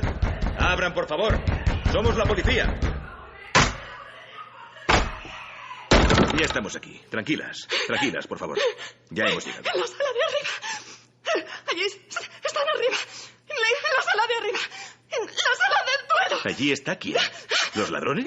¿A quién han visto? Vaya allí, por favor. Rodrigo, subo ahora mismo. ¿No me ha oído? Suban los 4, ¡vamos! Nunca el jefe de la policía vio a sus hombres tan bloqueados, paralizados por algo que no acababan de comprender. Los rostros desencajados de aquellas dos mujeres reflejaban tanto horror que se quedaron allí mirándolas, quietos, como atraídos por el retrato vivo del miedo, de un miedo diferente a todo lo que habían visto en sus vidas. Esa noche ocurrieron muchas más cosas, pero algunas de ellas jamás se sabrán. Seguirán envueltas en el secreto que rodea a ciertos expedientes X españoles. Varios policías se negaron a terminar la ronda tras haber escuchado los mismos lamentos de la Sala 2. La inspección oficialmente no arrojó resultado alguno sobre la fuente que originaba los extraños sonidos, que parecían el coro de un largo duelo que, por algún motivo, no se marchaba de allí. Uno de los policías, muy impresionado por lo que pudo escuchar en aquella sala oscura y fría, dividida por un grueso cristal, siguió durante semanas la pista del último cadáver que estuvo allí, justo antes del inicio de los fenómenos. Lo que pudo saber le dejó en estado de shock. La joven mujer acababa de casarse. Poco después de la boda, un repentino desengaño amoroso le hizo coger el coche y lanzarse a toda velocidad por las carreteras, hasta acabar en lo más hondo de un profundo barranco. Según dictaminó el informe forense, aquella muchacha malherida intentó huir de la tumba de acero durante horas, golpeando el techo deformado con furia hasta romperse cada hueso de las manos. Pero por desgracia, nadie escuchó su lamento en aquel solitario paraje. Nadie pudo entender sus angustiosos golpes para escapar de la muerte.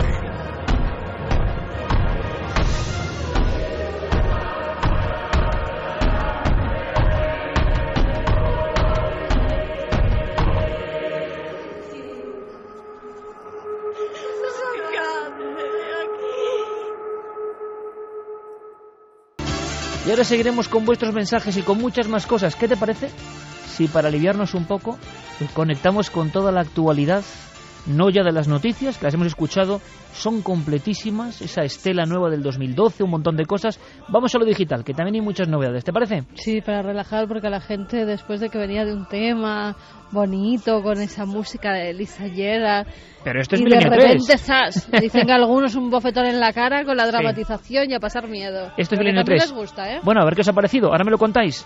Cronista de lo digital, sin perder un minuto, ¿qué ha pasado en la red en estos 7 días? Diego Marañón.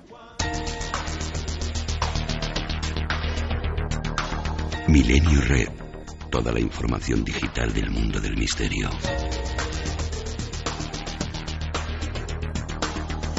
Hace 3 años, Piero Angela, un periodista científico italiano, conductor del programa Quark en la RAI, efectuó y divulgó un asombroso descubrimiento que había pasado inadvertido para el gran público y para los expertos durante más de 500 años. Mientras estudiaba las páginas del manuscrito del Códex sobre el vuelo de los pájaros, el divulgador se percató de lo que parecía ser el dibujo de una nariz entre las rojizas líneas del texto. El posterior estudio durante meses junto a varios investigadores italianos reveló, gracias a costosos programas usados para labores forenses, un autorretrato sobrescrito de un jovencísimo Leonardo da Vinci. Comienza a aparecer de forma bastante clara el rostro de un hombre. Se distinguen mejor sus facciones. Hoy, Amelia Carolina Esparaviña, de la Universidad Politécnica de Turín, ha repetido el proceso usando exclusivamente software libre, disponible sin coste alguno en Internet.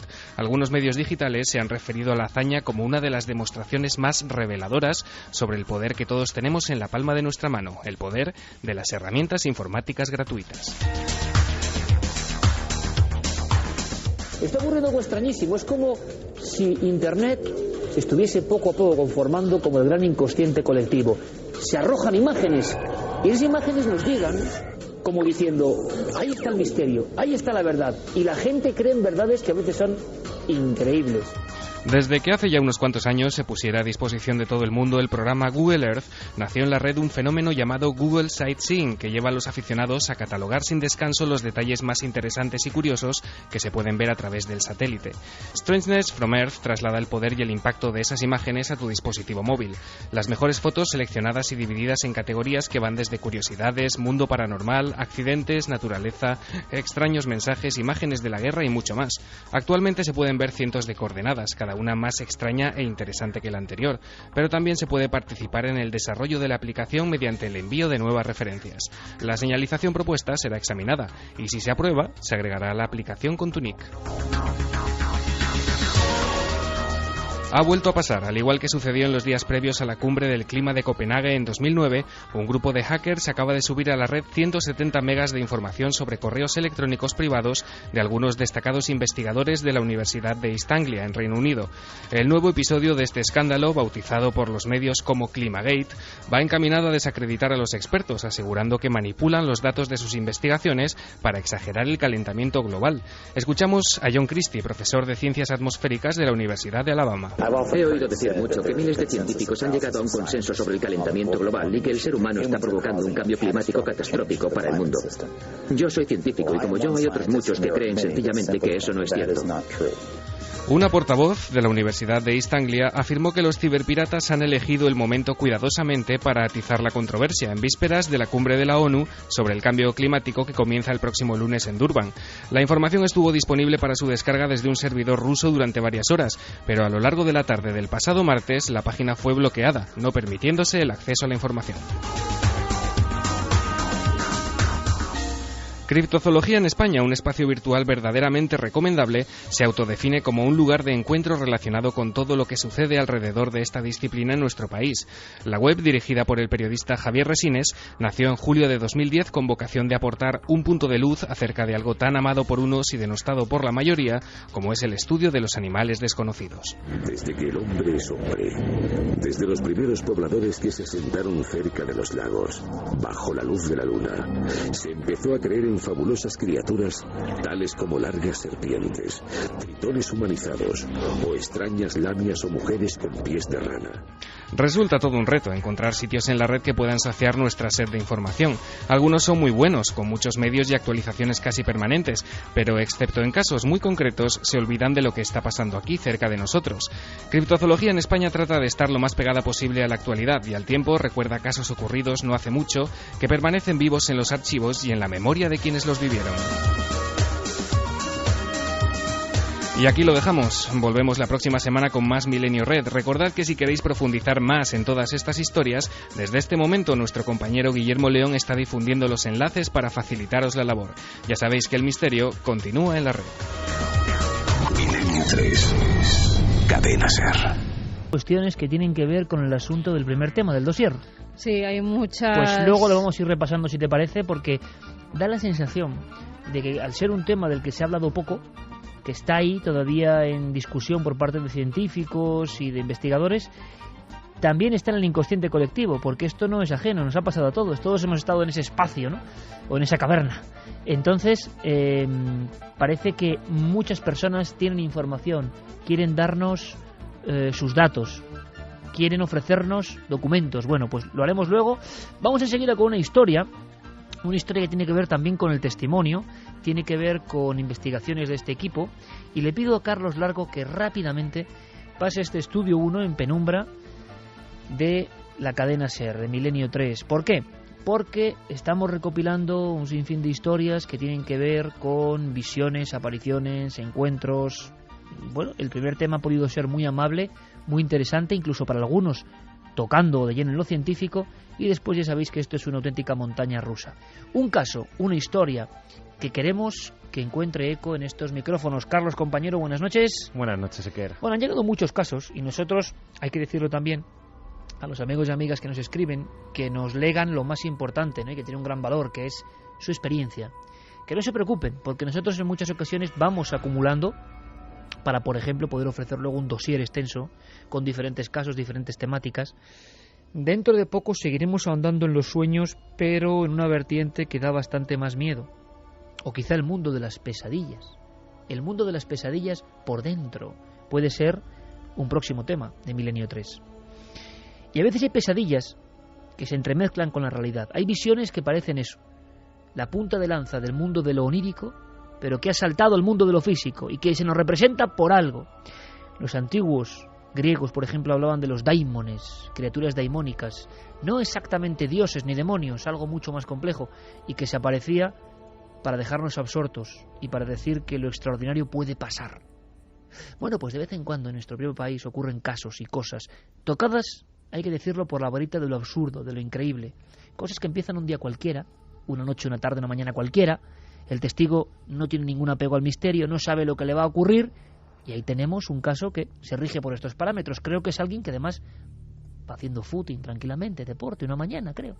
Hablamos de un amigo del programa, su nombre es Xavier, es de Cataluña, concretamente. Bueno, pues él, como dices, es una persona muy aficionada al deporte, sale todas las tardes a correr, a hacer footing, a una zona boscosa, a una pista forestal muy parecida, si recuerdas, a la historia que comentamos sobre el Monte Avantos. Ajá. Muy parecido. De ese tipo, ¿no? De ese estilo. No muy lejos de núcleos urbanos, pero apartado. De hecho, es una zona que une varias localidades, incluso la suya donde reside, que es Gavà. Y bueno, pues una de estas tardes, todavía de día, estaba oscureciendo. Ajá, o sea, es por la tarde ya cayendo, ese espacio tan peculiar, ¿no? La tarde cayendo la noche. Efectivamente, porque él nos describía que todavía se veía, o sea, todavía había luminosidad. Pues iba acompañado de su cuñado, iban haciendo footing. Hay un momento concreto en el que el cuñado se adelanta porque va a mayor velocidad y, bueno, nuestro amigo empieza a escuchar unas risas infantiles. Bueno, en un momento dado iba con mi cuñado y él me sacaba bastante distancia y se empezaron a escuchar una especie de risas y tal. Todavía se podía ver bien, sobre las 6 de la tarde y entonces pues claro, no piensas en nada raro, ¿no? Simplemente pues escuchas unas risas de críos y piensas que se han podido perder o lo que sea, ¿no? Y entonces cuando me sorprendí fue cuando exactamente después de, no sé, igual 3 minutos después corriendo, seguían las voces. Ya no era normal que los niños puedan ir a mi velocidad durante 3 minutos si yo estoy corriendo, y es por eso por lo que ya empecé a darle un poco de valor a esas risas. Xavier, como tú has dicho, es una persona totalmente escéptica. Se encontró con este elemento que le llamó la atención, le extrañó muchísimo. No dudaba de que eran voces de niños, no era otro sonido, risas de niños. Hasta tal punto que él desvía su camino al estar solo. Como habíamos dicho, su cuñado estaba unos metros más hacia adelante y empieza a buscar una bicicleta, un coche, una furgoneta, algún elemento que uniera esas voces y risas infantiles que él escuchaba pues al entorno en el que estaba. Sin embargo, pues sigue corriendo bueno, pues en el lateral, digamos, de esa ruta forestal y no encuentra nada. Sin embargo, empieza a ver cómo a su lado derecho, en una zona de pendiente, comienza a haber un encuentro con lo insólito. Y entonces en un nuevo camino pequeñito es donde ya estaba esta zona, que es una pendiente con un cambio rasante, que es por donde ellos bajaron. Digo ellos o lo que sea, no sé lo que podía ser eso. Se nota bastante claro que son los niños, bajan corriendo a unos saltos un poco extraños. Más o menos calculo que ellos no podían llegar a la altura del pecho, es decir, podían medir alrededor de 1,40 m, 1,50 m, no más. Tenían una silueta de pelo, es decir, los únicos colores que se apreciaban era como si fuese un blanco roto de las ropas, un blanco roto así como iluminado, por así decirlo, era como traslúcido, pero el único color sólido, por así decirlo, era como de cabello, como si fuesen todos los niños así con cabello largo, y era lo único que se podía apreciar. O sea, se podía intuir la cara por la forma del cabello, pero luego no había cara. Y en el momento que están a unos 20 metros de mí, la imagen se pierde un poco, se mete hacia el bosque y salgo corriendo allí en dirección al camino que estaba frecuentando y corriendo para casa porque no entendía nada de lo que estaba sucediendo.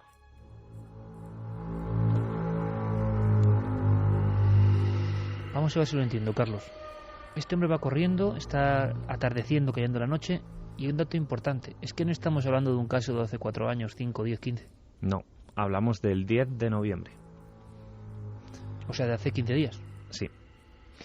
Él está corriendo y entonces lo que percibe, lo que ve, lo que intenta describir, y además lo hace con buen número de datos, persona de delante escéptico, dice, es que, fíjate, me ha impresionado la expresión, ¿no? Unas siluetas como de pelo. O sea, que había una cabellera, que había algo, pero que parecían como un blanco roto, una foto antigua. Es de ese estilo, una imagen casi fotográfica, antigua, y le llamó la atención sobre todo eso, el pelo. Él decía que tenían casi todos como una larga melena, una larga cabellera, y que los rasgos de la cara estaban totalmente eliminados. Pero parecían niños. Parecían por altura, niños. Y además porque él mismo decía que, bueno, pues que podía intuir un poco, además, los rasgos como infantiles de eso, sin llegar a tener ojos, boca, nariz, pero lo intuía. Y además, pues otro elemento más que le llamó mucho la atención, que es la gran velocidad a la que corrían. Fueron 4 o 5 segundos, que ahora lo vamos a escuchar tal y como lo dice él, y fue, pero casi de pasada, no le dio casi tiempo. Un detalle más, Carlos, que es importante, además es uno de esos encuentros con lo absurdo, tan genuinos en su propia absurdez, y yo sé que ya algunos, esto será pista para navegantes, algunos sabrán a lo que me refiero, tan genuino, tan inhabitual, que ahí está el marchamo de su autenticidad. O sea, él va corriendo a gran velocidad, es un deportista, o sea, no va al ralentí, digamos, va corriendo, y entonces, al aproximarse a esa vaguada, ve que esa hilera de figuras va más abajo, pero manteniendo la distancia al mismo tiempo. ¿Podemos pensar en algún tipo de efecto visual o algo? No, es tan complejo que está clarísimo que es una visión de algo que no debería estar ahí. Pero se iban acercando hacia él, además. O sea, no tenemos un elemento de que está como protagonista viendo, contemplando algo que pasa por delante de sus ojos. Él a continuación va a describir cómo esa hilera de niños o de siluetas luminosas, muy brillantes, se van acercando cada vez más hasta que desaparecen delante de sus propios ojos. Recorrieron esa distancia hasta mí, prácticamente, no justo al lado, pero bastante cercanos a mí, en cuestión de 4 o 5 segundos. O sea, no es una velocidad normal, era como un coche que se acerca a gran velocidad, y a pesar de la velocidad no se escucha ningún ruido de contacto con el suelo, es decir, no se escucha ni sonido de un neumático contra las piedras. Entonces no puede ser, no hay posibilidad de que sea una bicicleta o que sea cualquier otra cosa, pero no era un coche, eran las risas y esas siluetas blancas sin manos ni pies, ni cara ni rostro ni nada, que se acercaba hacia mí. Hemos visto claramente con el primer dossier especial Enigmas antes de nacer que sabemos poco de casi todo. ¿De dónde vendrán estas visiones? ¿Están dentro de nosotros o se cruzan con nosotros por algo? ¿Quieren darnos un mensaje? ¿Por qué son tan parecidas a las mismas que se describen desde que el hombre prácticamente deja legado de su historia? La aparición de niños sonrientes, niños que según la creencia en la antigua Nínive estaban muertos, aparece ya en la biblioteca de Asurbanipal. Hace la friolera de 4 milenios. ¿Por qué el mismo arquetipo, la misma figura, la misma presencia, el mismo comportamiento? Y sobre todo, Carlos, detecto, yo no sé tú, que estás haciendo esta investigación, esa rotura de esquemas. Cuando alguien es escéptico, le pasa algo tan increíble que pelea primero, o me lo callo, o lo cuento a ver si alguien me lo interpreta, pero ese desconcierto que se nota hasta en la voz. Fíjate, acabas de adelantarte, Iker, precisamente por ese elemento. Cuando yo hablaba con Xavier, le notaba nervioso. Hemos tenido que parar incluso la entrevista porque le costaba expresarse. Sus palabras demostraban además el miedo, y además es que se lo he preguntado a continuación. Le he dicho, Xavier, ¿todavía tienes miedo? ¿Recuerdas esta experiencia con terror? ¿O le has tratado de dar una explicación racional a lo que te ha sucedido? Y él decía, bueno, pues que efectivamente todavía a día de hoy la experiencia le produce un pánico, pero muy, muy grande. Bueno, sí, miedo tengo todavía a día de hoy. En el momento es un momento de pánico, un poco de shock. De hecho, quise salir hacia el camino, pero de los nervios tiré hacia cualquier lado menos hacia el camino, no sabía ni a dónde había tirado. Y bueno, evidentemente mi forma de correr no era la de antes, ya no era deporte, era huir de allí. Y llegas a casa, lo comentas con la pareja, con mi cuñado, que es el que llegó antes que yo. Evidentemente, al principio te dan un poco por loco, que has alucinado, que seguro que te has mareado y has visto cosas que no debías o lo que sea, pero que seguro que nada se parece a eso, pero tú sabes lo que has visto y lo que has sentido, ¿no?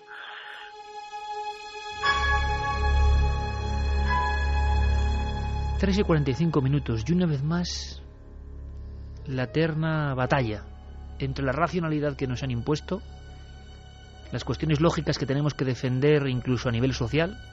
¿Quién demonios te va a creer si cuentas esto? No puedes ganar nada bueno, al revés. En esta sociedad que solo mide la apariencia, la supuesta cordura, aunque luego ya vemos cómo estamos, ¿cómo se come una experiencia? Primero, que es clarísima. Segundo, que rompe la lógica del testigo. Tercero, que no es que el testigo vaya buscando nada, que simplemente corría en una zona además perfecto, entre boscosa pero también industriosa. Es decir, no estamos hablando de los monegros o las estepas de Badajoz o las urdes solitarias, no, estamos hablando de un lugar absolutamente frecuentado por personas. Pero es que ahí está, hay muchos fenómenos que ocurren muy cerca de las grandes urbes. La descripción que hace Carlos, impresionante, como deportista, de que ese correr era distinto. El de correr de esos niños, el movimiento de esos niños, e importantísimo, la total ausencia de sonido. La ausencia de pisadas y además ese elemento que me repetía constantemente, que era los saltos. Unos saltos que recorrían una distancia de, él estima, más o menos de 3 o 4 metros, y que por eso se acercaron en muy poco tiempo hacia él, y que delante de sus propios ojos, como decíamos, se desvaneció. En ningún momento llega a percibir la cara a pesar de la proximidad. No, lo intuye. Dice que por la forma del pelo, que sí que veía claramente, se intuía un poco los rasgos físicos. ¿Cuántas figuras? Pues no llega a mencionar cuántas figuras ve, pero sí que una hilera de bastantes infantes delante de él. Claro, esto lo cuenta un psiquiatra. Depende de qué tipo de psiquiatra. Lo cuenta a un médico, le va a administrar unas pastillas. Y por favor, saca de tu mente todo esto, porque solo puede significar dolencia, patología. En un mundo que hemos ordenado así, donde hemos dejado fuera unos fenómenos que durante toda la historia han estado alrededor nuestro, esto solo es problema.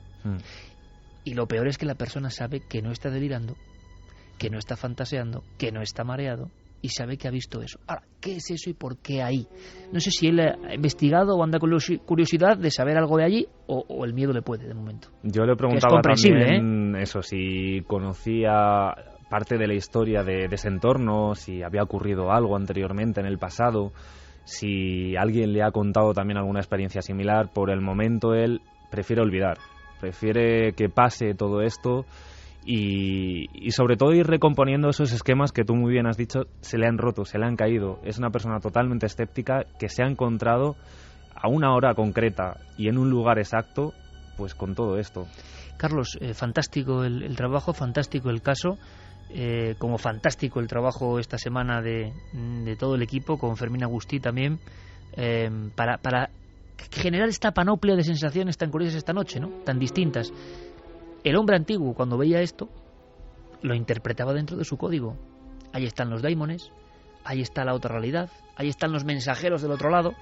Imagino que el susto era muy parecido, pero es que ahora no tiene sentido. Ahora te están diciendo que estás enferma, un poco menos, si te encuentras con esto. Y nadie está a salvo de encontrarse con esto. Y la única solución, como dice Xavier, es olvidar. ¿Cuándo debería ser investigar, profundizar, saber por qué? Menuda historia. Los extraños niños en las proximidades de Gabá. Ocurrió en noviembre y nos lo cuentan en Milenio 3. Carlos, compañero, gracias. Ha sido como reencontrarse con esos casos absurdos. Hay quien dice, algunos mentecatos deben decir por ahí, que no ocurren ya casos misteriosos. En fin, un ejemplo más y los que quedan. Gracias, Carlos. Hasta la próxima. ¿Lo has oído? No estás solo. Milenio 3. Cadena SER. Con Iker Jiménez. Vamos con la cantidad de mensajes que han llegado hoy. José Antonio dice: hola desde Tijuana, Baja California, México. Mi esposa tiene casi 5 meses de embarazo y ha notado que el bebé se mueve mucho con Celestial Soda Pop, que pongo de vez en cuando para descansar. Qué bonita, Celestial Soda Pop. Yo no sé si andará por ahí, Noel, igual podíamos recordarlo. Hace mucho que no suena esta música, sí, que evidentemente es un canto a la positividad. Hay que recuperarla, ¿eh? Tenemos tantos miles de músicas. Noel, si lo consigues sería genial. Celestial Soda Pop, igual está, igual no está. El archivo es inmenso, pero en recuerdo para este año. Pepe nos dice: mi abuela estaba embarazada de mi tío durante la guerra civil y de toda la vida mi tío ha tenido fuertes depresiones. Hace años un médico le dijo que esto puede ser debido a la tensión que sufrió esa madre. En algunas partes de Andalucía hay una tradición que es cuando se le iba a cortar la primera vez las uñas al bebé, alguien le cantaba detrás de una puerta para que tuviera salero, nos decía Encarni. Bueno, pero qué bonita escena, ¿no? O sea, es que esto es etnografía pura. Porque muchos bebés nacen, claro, con las uñitas crecidas. La mayoría. Y entonces, claro, le tienen que cortar y alguien detrás de una puerta. Bueno, esto tiene un sentido. Pero esto tiene un sentido. Esto lo ha hecho Guillermo León, seguro, con su hijo Alejandro, estoy convencido. Me estoy viendo a Guillermo ya con el sombrero cordobés, y él lo sabe, detrás de la puerta, porque son ensalmos míticos de la España mágica. Me encanta. Mira, Esther dice: mi madre nació en el refugio en pleno bombardeo y desde siempre sufrió un pánico a los fuegos artificiales, sobre todo a la traca final o cualquier ruido brusco. Una psicóloga me comentó que era debido a eso. Que esos sustos los había escuchado a través del líquido amniótico en el útero. Verónica desde Gijón dice: estoy embarazada de 22 semanas y he soñado muchas veces que se me cuela alguien en casa. Tengo pesadillas horribles. Debe ser un sueño absolutamente común. Lucía dice: buenas noches. Cuando yo contaba en el 8º mes de embarazo, una noche escuché llorar a mi segundo hijo. Recuerdo que desperté a mi marido para saber si él también lo escuchaba.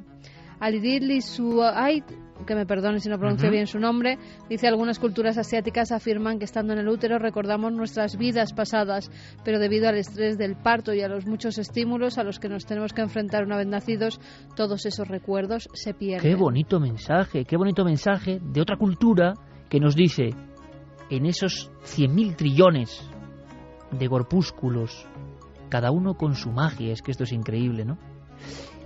Hay también otros conocimientos. Por lo menos la cultura cree que hay el reconocimiento a vidas pasadas y que todo se olvida. Yo no sé si es verdad o no, pero me parece precioso.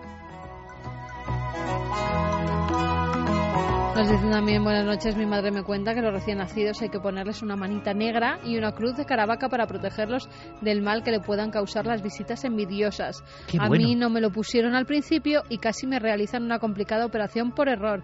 Ella cree que se solucionó al ponérmelo y desde entonces no me lo he quitado. Un abrazo y muchas gracias por acercarnos tanto a esos temas desconocidos. Qué bonito. Desconocidos, pero que son parte de lo más hondo de nuestra cultura, que no José nos lo quiten. De Móstoles dice: saludos, mi sobrina cuando empezó a hablar y a razonar por sí misma, cada vez que le preguntábamos si recordaba algo anterior a su nacimiento, siempre se llevaba la mano a la nariz como si quisiera asociarlo con un olor extraño. Durante mucho tiempo repitió el mismo gesto. Ahora con 7 años dice que no recuerda nada, es como si su propia conciencia hubiera desplazado esas primeras sensaciones. José dice, hola amigos milenarios, yo me quedé boquiabierto cuando vi a mi sobrina reír en la ecografía que me trajo mi hermano. No es un bulo, yo lo he visto. Un saludo desde Málaga. Y tanto que lo ha visto, porque se está viendo reír, se está viendo expresiones que parecen llorar, se están viendo caras de sorpresa, se están viendo bostezos, se está viendo todo un mundo que oficialmente, antes de la ecografía, no existía. Desde Sevilla nos dicen, buenas noches, mi hija tiene 9 años y me ha hablado que recuerda cosas de cuando nació, detalles que yo no le he dicho. Nació por cesárea y me ha descrito a la enfermera que la cogió. Bueno, buenísimo. O sea, hay un caldo de cultivo amplísimo, de testimonios que no se han dado porque no se han hecho muchas preguntas sobre esto y que estamos viendo. Tú comentabas, aluvión de mensajes, Sí, aluvión de experiencias. O sea, algo hay. ¿Todo el mundo está equivocado? NG dice, en época de mi abuela se decía que si el primer hijo era varón es porque había sido concebido dentro del matrimonio y niña si había sido antes. Siempre la mujer como símbolo del pecado. En fin, eso son conceptos que se han quedado ahí y que desde luego han sido muy dañinos durante mucho tiempo. Sí, como también lo de la tripa, si es más redondeada, si es más picuda, si formas, era niño, si era niña, si está más guapa, si está menos guapa. Haremos unos programas y si queréis, si os apetece, siempre lo digo, nos meteremos en mundos que no conocemos, como los misterios del niño, del propio niño en sí, cuando nace. Hoy simplemente hemos hablado de justo hasta ese momento absolutamente mágico. Vamos con